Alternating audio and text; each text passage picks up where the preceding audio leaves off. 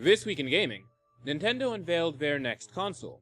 Previously codenamed NX, it's now the Nintendo Switch and it's coming out March 2017. Nintendo share prices spiked 4.6% upon the announcement.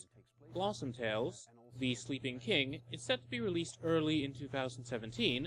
The Smock Z returned to Kickstarter. Red Dead Redemption 2 has officially been announced, and, well, we're not gonna lie, it was kind of a slow week for game news, but don't despair.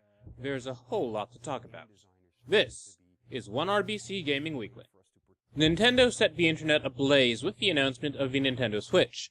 The device's unveiling confirmed a number of rumors, namely that it would be a hybrid home and handheld console, and that it would feature games on cartridges instead of optical discs. The device's design is pretty interesting. It's a tablet, rather like the Wii U, but unlike the Wii U, it seems that the tablet aspect of the Switch contains the device's guts, so you can take the tablet with you and game wherever you go. The control scheme itself seems pretty unique, because while you can use a traditional wireless controller with the Switch, there's a set of controls attached to the side of the device, so when you're on the go it really plays like a Wii U pad, but it gets better. These controllers can be removed to make really little controllers called Joy-Cons. It's with these that you can enjoy mobile multiplayer. So what do we know about the Switch thus far software-wise? Well, it has been confirmed that you can develop games for the device using Unreal Engine 4.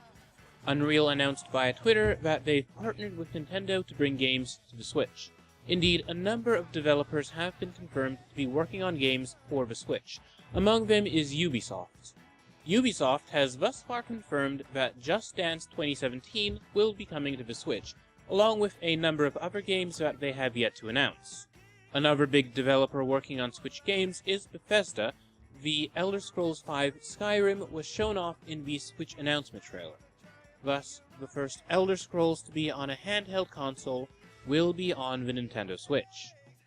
Further, it appears that a Splatoon game will be coming to the Switch. Whether it's an updated version of the original or a sequel remains to be seen. Personally, I'm hoping that if this is the sequel to Splatoon, they call it Splat 2. There are also a couple of new Mario games coming. There's a traditional 3D platformer and a kart game, both of which support multiplayer.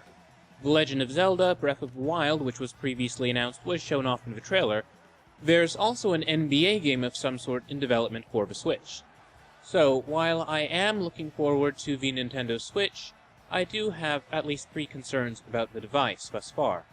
Number 1, rest in peace, Wii U.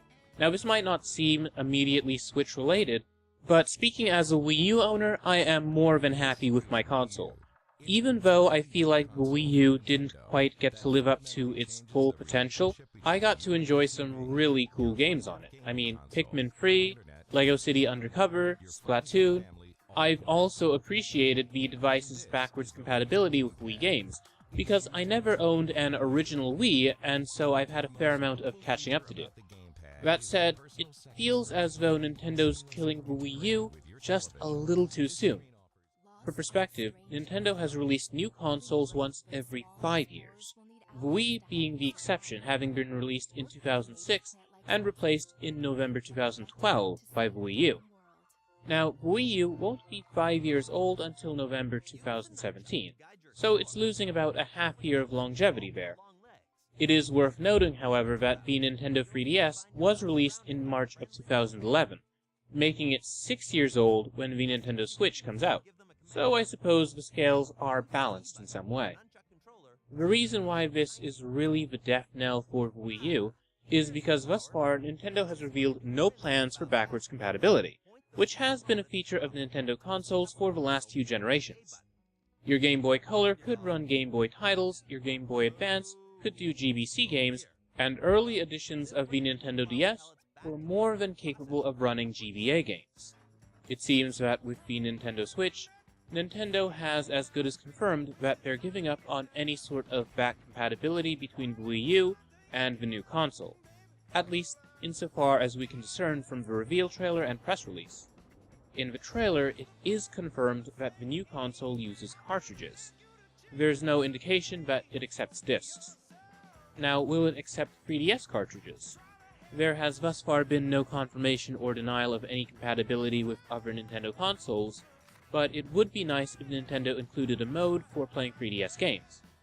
Unfortunately, based on the design of the Nintendo Switch, 3DS and Wii U compatibility seem impossible.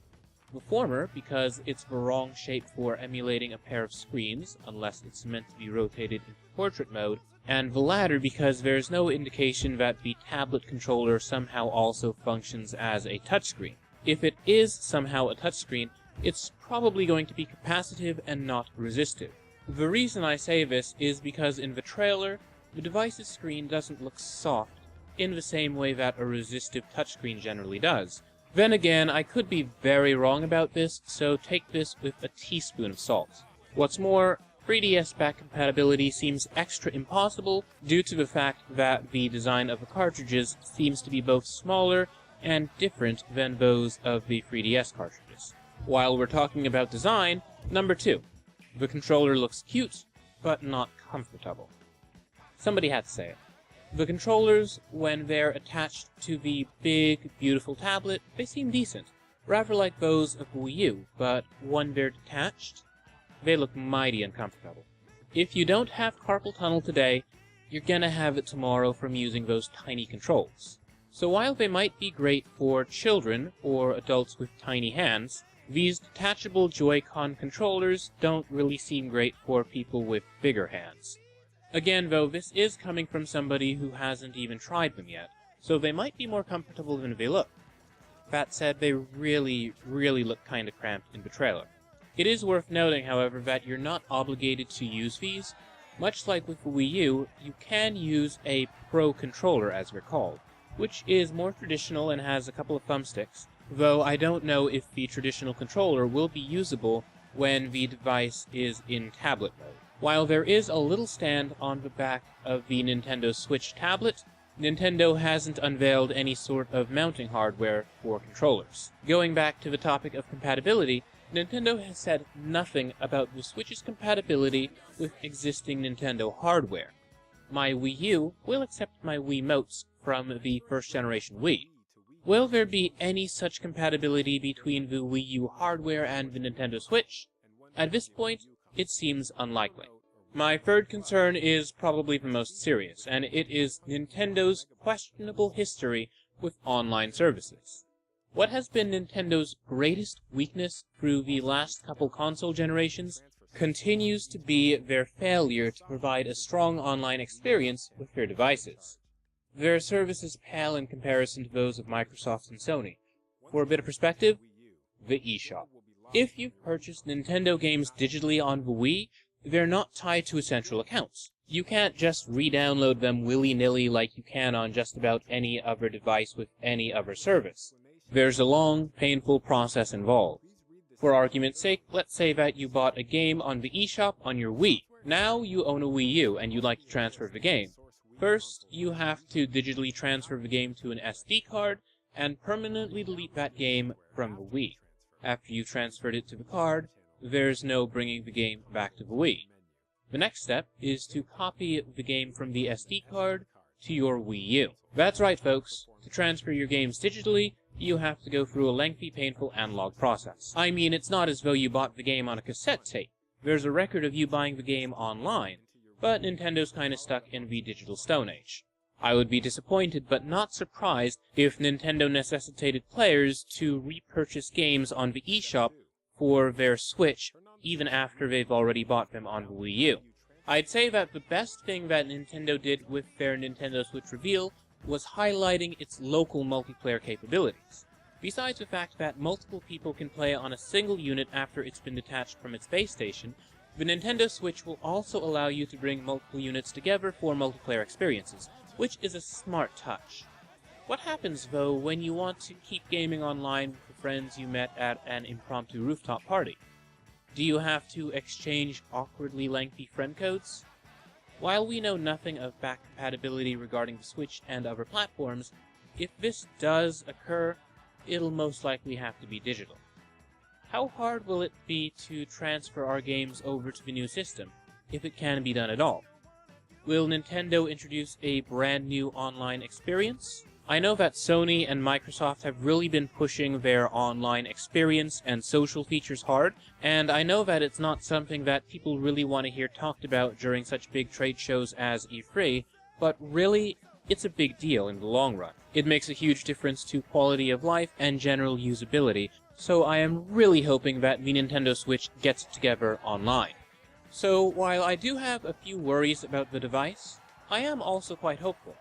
Assuming that Nintendo gets it together on the online side, and there's some concession for those of us who have purchased a bunch of Wii U accessories, there is a lot to look forward to with the Nintendo Switch. Number one, it represents what could be a real paradigm shift in the way that games are developed and played. Right now, video games are built with their target platform in mind, and with a few exceptions, those are experiences meant to be played either at home or on the go.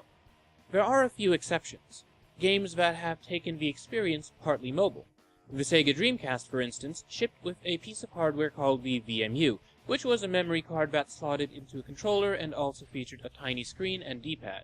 It was basically like a Game Boy Nano, and the game Sonic Adventure took advantage of this with a game called KO Adventure. Basically, you would train a creature on the VMU, come back to your Dreamcast, and then play with it in the main game. Just imagine what could be done with the Switch. Imagine, if you will, a Pokemon game in which you run around the real world and, oh, wait a minute. Well, imagine a Pokemon game that's not a disappointment. One with an adventure that changes depending on where you're playing. When you're out and about, it's a more traditional Pokemon RPG, with catching and training and battles and all, but when you get home, you're preparing your captured creatures for dramatic fights, Pokemon Coliseum style. The possibilities are endless here. Now, will developers take advantage of them? That remains to be seen. Something I'm personally hoping for is a Street Pass style system.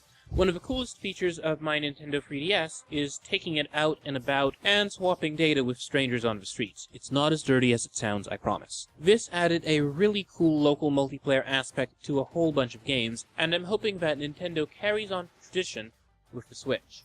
Everybody talks about making their gaming more social, and while that's great, what the trailer for the Switch really seems to showcase is that for a lot of people, social gaming doesn't mean listening to your friends' voices filtered through cheap headsets, but getting together, doing stuff, and enjoying video games alongside everything else. So while I doubt most people have friendly neighbors who invite them over to impromptu rooftop parties to play Mario, the concept certainly excites me.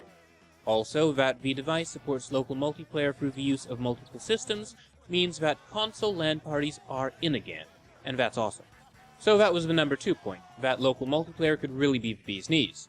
Now third, and maybe most excitingly, it's a new console. Even if somehow the Switch doesn't take off monetarily, if it somehow sells less than the Wii U, guess what? It'll have existed. The Switch will have been home to cool games, and have given a lot of folks a good time, and that's what matters.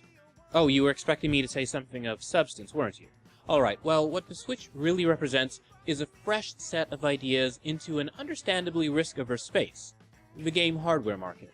Now, in a lot of ways, the Switch does feel like it was inevitable, because for a long time, many gamers have wanted a device that successfully combines home and mobile console. It looks like the Switch will do it right. Yet, at the same time, it is a bold decision. Nobody's ever done it quite like this, so while the Wii U was an awkward half-step in the right direction, the Switch is breaking out in a mighty run, and it won't be looking back. And maybe, right now, that's what gaming needs. What do you think? Am I wrong about the Switch? Are my worries too early, and are my hopes foolish? Let us know what you think. Hit us up and follow at OneRuleBeCool on Twitter. RuleBeCool on Twitter. There is a bit of weird news coming out of CBS this week. CBS Television Distribution has ordered an hour-long live-action game show based on the Candy Crush game franchise. According to the press release, 2 teams of people use their wits and physical agility to compete on enormous interactive game boards featuring next-generation technology to conquer Candy Crush, their caps not ours, and be crowned the champions. The show's executive producer is Matt Kunitz, who previously worked on Wipeout and Fear Factor. Frankly, I have no idea what to think of this. I mean, I want to be hopeful, but this sounds kind of absurd. Of all the video game properties to cash in on and make a game show out of, Candy Crush? I can think of 10 video games that would be better suited to game show adaptations. Tomb Raider could make for an awesome American Ninja Warrior style show about dodging obstacles and shooting endangered animals. SimCity, or maybe City Skylines, which has since stolen its crown, could be an awesome game show about strategically designing an economy and surviving natural disasters. It could be a game show about both brains and brawn. But Candy Crush? Honestly, what are you supposed to do on that show? Match free candies faster than your opponent? Right now, there's no word on when the show is set to debut. I probably won't be watching. This week, Michel Ancel has continued to dish the dirt on the upcoming Beyond Good and Evil 2. Now, many folks are wondering just why this game has been taking so very long. He shared this on Instagram, a piece of art showing off the characters they were working on for the game back in 2008. And apparently, the game prototypes were in playable states, but they suffered many technical issues. They had planetary exploration, space travel, visitable cities, and what's interesting is that these were all features that they wanted in the original game. These, however, never quite made it, and during their development in the second game, they were all buggy, glitchy, they weren't really coming together quite right. Now that the game's development is back in full swing, it seems that the development team is ready to give it another go. Also, just as a quick reminder, you can grab your copy of the original Beyond Good and Evil for free from club.ubisoft.com. The one caveat is that you have to use Uplay, but hey, the game is so good, it makes it worth it. In game releases this week, Sid Meier's Civilization VI came to Windows. Thus far, it's gotten fantastic reviews from both the press and players. In case you're somehow unfamiliar with the games, it's a series of turn-based strategy titles in which your goal is to build up a civilization that will stand the test of time. To do this, you research technologies, settle new lands, and expand the reach of your empire, perhaps through trade, perhaps through war. It's up to you to conduct diplomacy and to keep your populace happy. Now, Civilization VI introduces some interesting changes to the series. Specifically, there's more micromanagement in the game. For example, in Civilization V, there was a universal happiness rating. If one of your cities was full of people who were really, really upset, this could bring your whole score down. This has changed a bit in Sid Meier's Civilization VI. Now you have to work harder to keep people in individual cities happier. However, if one city is unhappy, it's not going to ruin the game. Your civilization's culture, religion, and laws now play a bigger part in the way that you'll be playing, as does the land on which you settle, which is pretty interesting. So while I've not yet played this one, there are some features that personally appeal to me. For instance, I really like the look of the game. While I'm a little split on the cartoony look of the world leaders this time, I love the style of the map. The new aesthetic seems to fit the buildings and units, though that's just my personal opinion on them. Some folks like the look, some folks really don't. Most importantly, it would seem, this game is a lot more feature complete than Civilization V was at launch, so you don't have to wait for expansions in order to have the game complete. It's a full experience in itself, though it probably will be improved by the inevitable expansions. While the game plays quite well, I have been hearing that it does have some rough edges regarding its AI, which sometimes makes dumb and seemingly arbitrary decisions. There are also some issues with glitches, particularly in the slow-paced multiplayer. For the most part, however, I've been hearing good things about Civilization VI. If you're in the market for a new 4X game, check this one out. Also, Christopher Tin, who you may know for his work on Baba Yaga, which was the main theme of Civilization IV, has returned for Civilization VI, with a new song titled Sogno di Volare, or Dream of Flight. This new song's beauty rivals that of Baba Yaga. You should absolutely give it a listen, even if you have no intention of ever playing Civilization VI. As a fan of Mini Metro, I was quite pleased to hear that the game was released on Android and iOS this week. Now, in case you're unfamiliar with it, Mini Metro is a very simple, minimalist puzzler in which you must design an efficient subway system. Passengers are represented by shapes. Triangle passengers to triangle stations, squares to squares, etc. You must draw lines between stations and do your best to prevent massive buildups of passengers stuck between stations. Mini Metro also has some of the best sound design I've ever encountered in a game. It has a rather sparse but reactive soundscape, and it makes great use of in-game audio to alert you to potential trouble in-game. Mini Metro is rather like Tetris in that it doesn't sound fun when it's described, but it's addictive and engaging when you're actually playing it. Overall, I can recommend checking out Mini Metro. I've not played the mobile version of the game yet, but that's thus far gotten great reviews from players. If you're looking for a great new puzzler, check out Mini Metro. Local multiplayer rocket jousting game Lancelot was released on Steam this week for Windows. It has a pretty simple premise. Fly around on a rocket steed and try to knock over your friends. Now, I've not played this one, but I have heard good things about it. It features multiple game modes such as CTF and King of the Hill, as well as dynamic environments that have an impact on gameplay. Check out Lancelot if you're in the market for a new party game. Now, a really neat-looking open-world adventure saw a full release on Steam this week, Skybreak. Now, in this game, you're a scientist who took to space in order to find the cure to a virus that's plagued humanity. Unfortunately for you, your ship has crash-landed on the planet Arcania, and you need to survive. In order to do so, you can hack robots that roam the planet, survive the planet's harsh weather, and build your spaceship back up. I've thus far heard good things about Skybreak, but something in particular about the game that really caught my eye is the design of the robots. They remind me of the upcoming Horizon Zero Dawn. Now, Skybreak is available for Mac, Windows, and Linux. And now, for a brief word from our sponsor. Wow, somebody finally did it. And fishermen around the world say this lure will change fishing forever. You tie a line to it, you throw it in the water, you pull it, and it catches fish. It's almost like they have to eat it. That doesn't look like a fake bait. The Mighty Bite is... that's something. Imagine a lure that will make fish bite hard, hold on, and refuse to let go until you hook them and reel them in. Say hello to Mighty Bite. And nothing catches a fish's attention better than a wounded bait fish. And that's exactly how Mighty Bite looks, sounds, smells, tastes, and feels. That's why fish cats say no to Mighty Bite. It's better than live bait. And get the Mighty Bite fishing system now. Hey, Mighty Bite Hand 5. Woo! Oh yeah! In today's special TV-only offer, you get the original 5-cents fishing lure system, the Mighty Bite. You get 8 pre-rigged, ready-to-fish Mighty Bite lures in proven multiple sizes, shapes, and natural colors. So you're locked and loaded to catch everything from panfish to giant bass to trophy-sized saltwater game fish. In crowdfunding news this week, the Smoxy has returned to Kickstarter.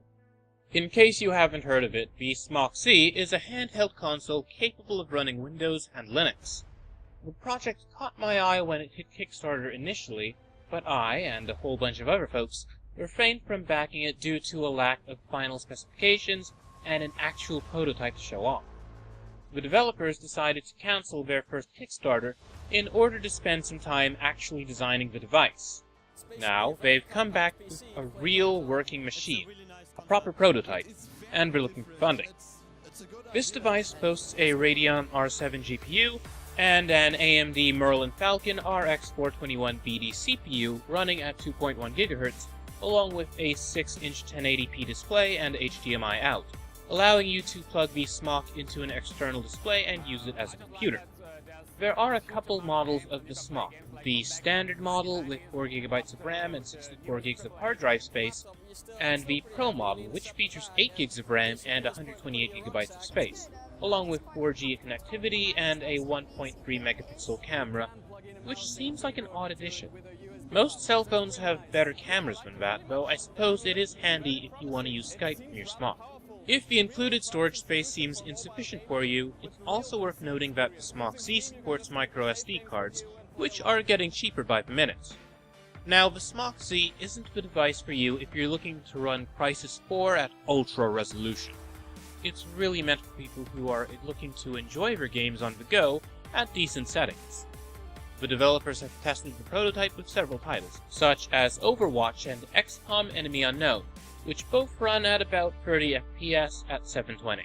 Alien Isolation at ultra settings actually pulls 35 frames per second, which is neat. So while the specs of the device might not seem to be that big a deal, it is worth noting that the games that you'll probably want to run on the thing won't really be the games that need to run at a full 60 frames. Civilization V, which the SMOC runs, is well suited to the device. Something like Overwatch, which runs at 30, really seems to call for a proper mouse and keyboard setup in my opinion. I can't really imagine myself playing Overwatch on a mobile device for anything other than the experience of having said, hey, I played Overwatch on a mobile device, let's not do that again. I honestly am kinda curious as to how it is to play Overwatch on such a small device. That said, I'm generally most comfortable playing a game like that in my home. Then again, that is just my opinion, so if you're a person who gets out a fair amount and would like to do more gaming on the go, maybe you have a long commute and a big backlog, this might be the perfect device for you, since it seems like it would be a lot more convenient than a laptop. So, I am personally curious as to how the SMOC Z will stack up to the Nintendo Switch. Interestingly enough, the developers released a video showing off the SMOC running Skyrim, meaning that the Switch won't be the only console in town capable of running Bethesda's tremendous open-world RPG. We'll be keeping a close eye on the SMOC Z, so stick with us for further coverage.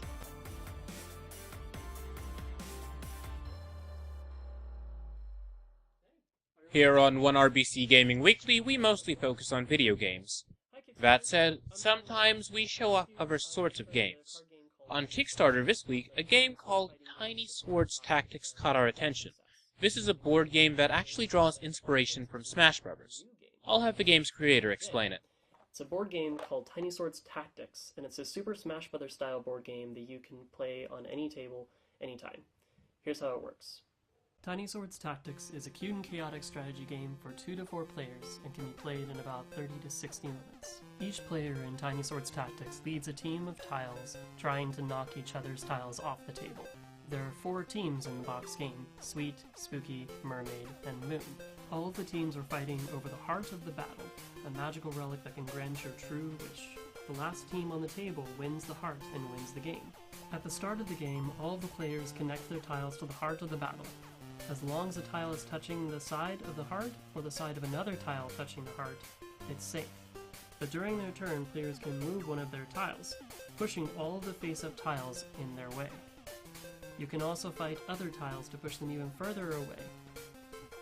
Based on the type for both tiles, the attacking player gets to add a certain amount of damage, represented by damage tokens. After adding tokens, the tile you attacked is pushed away 1 space for each of the damage tokens on the tile. Tokens stack over time, so the more tokens a tile has, the farther they fly when they're hit. And if a tile is pushed off the edge, it's gone for good. To prevent this, players can flip their tiles face down. This removes all tokens and turns the tile into a wall. Face down tiles can't move or fight, but they also can't be moved or fought until their turn face up again. In addition, each team's captain has game-changing powers, like Spooky Captain's Ghost Walk, Mermaid's Tidal Wave, Moon's Lunar Phase, or Sweet's Teleport. The base game ships with those 4 teams, but I've also been playtesting a ton more as potential expansions. Go check out my Kickstarter page for more info about that, but I can't make any of this without your help. It was thanks to all the wonderful folks who backed the first Tiny Swords game that I'm here now. Ever since I was a kid, I wanted to make my own games, and now, because of you and because of Kickstarter, I get to live that dream, and I hope that I can keep doing that for a long time. So if this sounds like a game you'd like to play, and if you'd like me to keep making board games, then please share this video and consider backing Tiny Swords Tactics. Thanks for watching!